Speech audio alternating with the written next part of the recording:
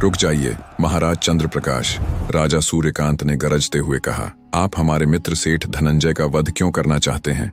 राजा चंद्रप्रकाश, जो स्वयं एक राजा थे, दूसरे राजा को इस प्रकार अपने शत्रु का पक्ष लेते देख चकित हुए। उन्होंने कहा, राजन, आप जिसे अपना मित्र कह रहे हैं वह एक नर पिशाच है।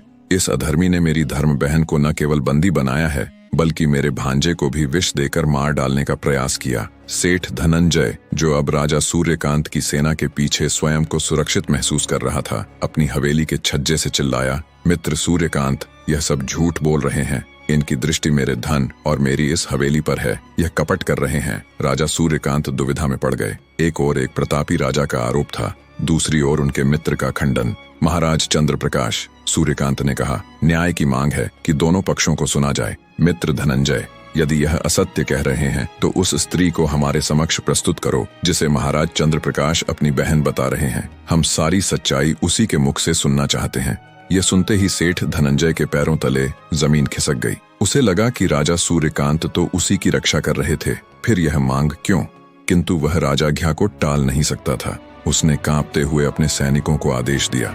सैनिक कारागार की ओर भागे और कुछ ही क्षणों में एक स्त्री को लगभग घसीटते हुए सभा में लाए। वह स्त्री एक जीर्ण शीर्ण अवस्था में थी। उसके राजसी वस्त्र अब केवल चिथड़े मात्र रह गए थे। उसके केश उलझकर जटाओं का रूप ले चुके थे और उसका चंद्र समान मुखमंडल कारागार की धूल और पीड़ा से म्लान पड़ चुका था। वह इतनी दुर्बल थी कि ठीक से खड़ी भी नहीं हो पा रही थी। जैसे ही उस दुर्बल स्त्री ने युद्ध के मैदान के बीच प्रवेश किया, उसकी दृष्टि एक साथ 3 पुरुषों पर पड़ी। एक ओर उसका रक्षक भाई राजा चंद्रप्रकाश, जिनकी आंखों में उसे देखकर भयंकर क्रोध उतर आया था। दूसरी ओर उसका प्राणों से प्रिय पुत्र कुमार विराज, जिसे वह मृत समझ चुकी थी। उसे जीवित देखकर उसकी आंखें फटी रह गईं। और तीसरी ओर उसका पति, उसका स्वामी राजा सूर्यकांत। एक ही क्षण में इतने आघात, आश्चर्य और भावनाओं के ज्वार को उसका दुर्बल शरीर सह न सका। माँ! कुमार विराज चीत्कार करता हुआ अपनी माँ की ओर दौड़ा और उनके मूर्छित होकर गिरने से पहले ही उन्हें थाम लिया। राजा सूर्यकांत इस दृश्य से जड़ हो गए थे। यह मुख, यह आभा, यह जीर्ण शीर्ण अवस्था, नहीं, यह असंभव है। वह बुदबुदाए। वह लड़खड़ाते हुए कदमों से उस स्त्री के पास पहुंचे। उसकी मुखाकृति,